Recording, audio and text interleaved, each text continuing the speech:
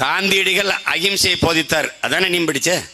அதே காந்தியடிகள் என் இனம் முற்றுமுழுதாக அழித்து ஒழிக்கப்படுமையானால் அதை தடுப்பதற்கு நான் எந்த விதமான வன்முறையில் ஈடுபடுவேன், எந்த விதமான ஆயுதத்தையும் ஏந்துவேங்கிறார். யாரு?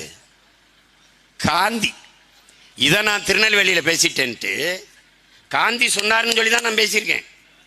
அந்த பேச்சை போட்டு காட்டிங்கன்னா தெரியும். அந்த 2009 எந்த விதமான ஆயுதத்தையும் ஏந்துவேங்கிறார்.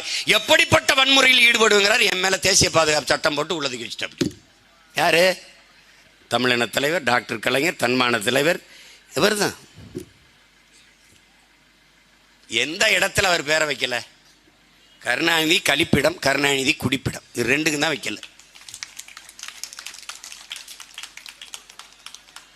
இதெல்லாம் நிரந்தரமா இருக்குன்னு நினைச்சுக்கிட்டு இருக்காங்க. ஒரு மாசத்துல ஒரு பய பேர் இருக்காது. எங்கள் இனத்தில் இல்லாத முன்னோர்களா, என் இனத்தில் இல்லாத பெருமைமிக்க ஆன்றோர் சான்றோர்களா, அவர்களை தாண்டியா நீங்கள்?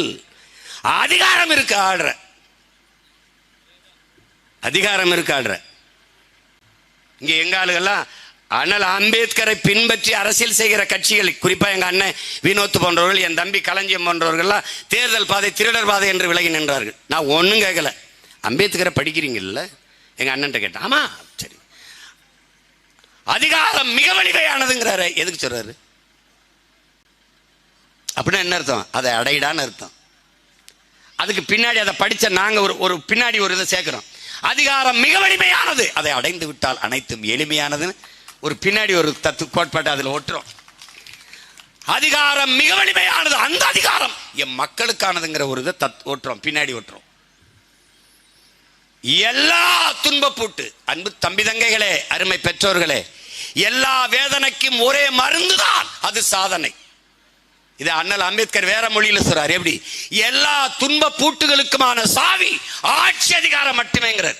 அது ஒண்ணுதான்டா இருக்குன்றார். ஏன்? அதிகாரம் மிக வலிமையானது. இங்க பாரு, காவல்துறை நிற்கும் போதே காசை கொடுக்கிறான். ஏன்? அதிகாரம் மிக வலிமையானது. ஆடு மாட பட்டியல் அடைக்கிற மாதிரி அடைக்கிறான். ஏன்? அதிகாரம் மிக வலிமையானது.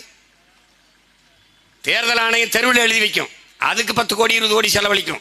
காசு கொடுப்பது ஓட்டுக்கு, உங்கள் வாக்கு விற்பனைக்கல்ல.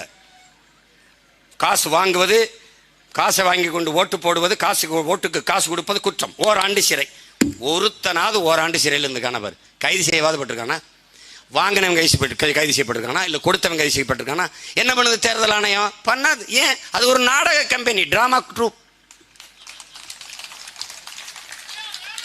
இந்த பறக்கும் படையெல்லாம் வந்துகிட்டு இருந்துச்சு. இப்ப எங்க போச்சு அந்த படை? எங்க நோய் படுத்து கிடக்கு, எங்க நோய் படுத்து கிடக்கு.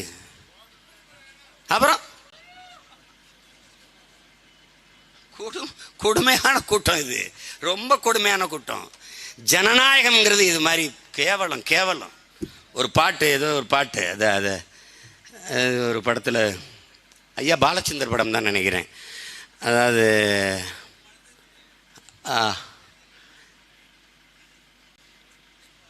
குத்தின முத்திர கொடுத்தாங்க சில்லற, வாழ்க ஜனநாயகம் வாழ்க பணநாயகம்னு ஒரு பாட்டு. அது என்ன பாட்டுறா பாண்டியா?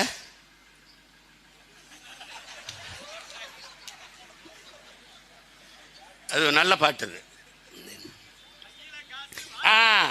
கையில காசு வாயில தோசை, குத்தின முத்திர கொடுத்தாங்க சில்லற, வாழ்க ஜனநாயகம் வாழ்க பணநாயகம், வாழ்க ஜனநாயகம் வாழ்க பணநாயகம். இதுதான். ஐயா இவங்கள மாதிரி கொடுமை. என்ன பாடியாச்சு, பேசியாச்சு, ஆடியாச்சு. எம்பிட்டு காலத்துக்கு கத்துறது? எம்பிட்டு காலத்துக்கு? இதயத்திலிருந்து பேசுங்கிறேன். அதையும் தாண்டி நாங்கள் ஈரக்குலையிலிருந்தும் பேசி பார்த்துட்டோம். ஒன்றும் சரி வரல அதில். அப்ப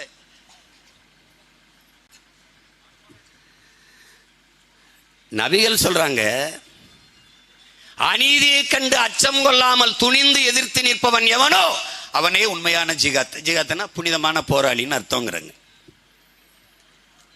அப்படி அநீதியை கண்டு அச்சம் கொள்ளாமல் நம்ம எதிர்க்கிறோமா?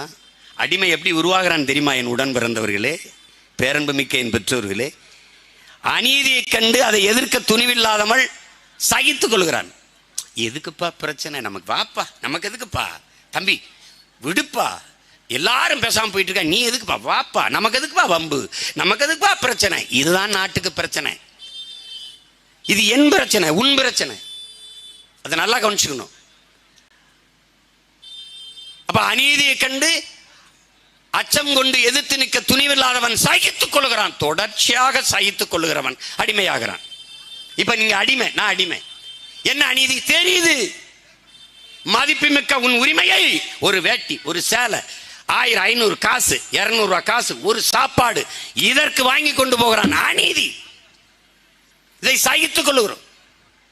எதற்கு இந்த கல்வி, எதற்கு படிக்கிற, எதற்கு மூளை என்ற உறுப்பு, எதற்கு சிந்திக்கிற ஆற்றல், இதெல்லாம் எதற்கு?